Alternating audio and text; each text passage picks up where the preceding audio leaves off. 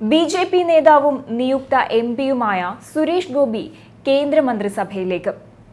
കേരളത്തിൽ നിന്നുള്ള ആദ്യ ബി.ജെ.പി. ലോക്സഭാ അംഗമായ നടൻ സുരേഷ് ഗോപി കേന്ദ്രമന്ത്രിയാകുമെന്ന് നേരത്തെ തന്നെ ബി.ജെ.പി. ഉറപ്പിച്ചിരുന്നു.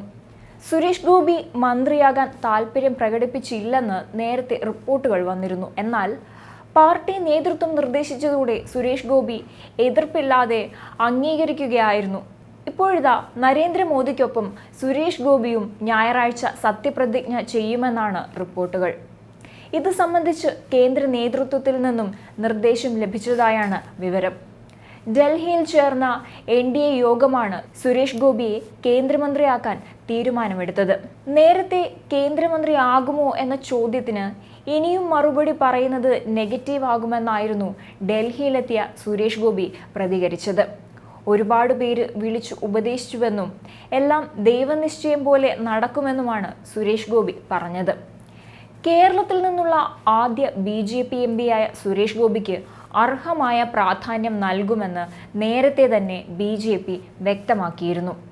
തൃശൂരിൽ LDF സ്ഥാനാർത്ഥിയായ VS Sunilkumar, UDF സ്ഥാനാർത്ഥിയായ K Muraleedharan എന്നിവരെ തോൽപ്പിച്ചായിരുന്നു സുരേഷ് ഗോപിയുടെ മിന്നുന്ന പ്രകടനം.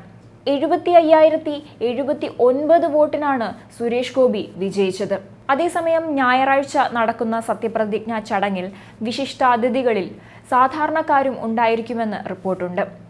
സെൻട്രൽ വിസ്ത പദ്ധതിയിൽ ജോലി ചെയ്തിരുന്ന തൊഴിലാളികൾ മുതൽ ലോക നേതാക്കൾ വരെ ഉണ്ടായിരിക്കുമെന്നാണ് വിവരം.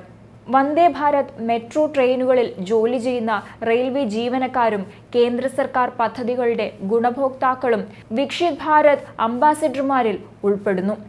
രാഷ്ട്രപതി ഭവനിൽ 8000-ലധികം അതിഥികളാണ് ചടങ്ങിൽ പങ്കെടുക്കുന്നത്.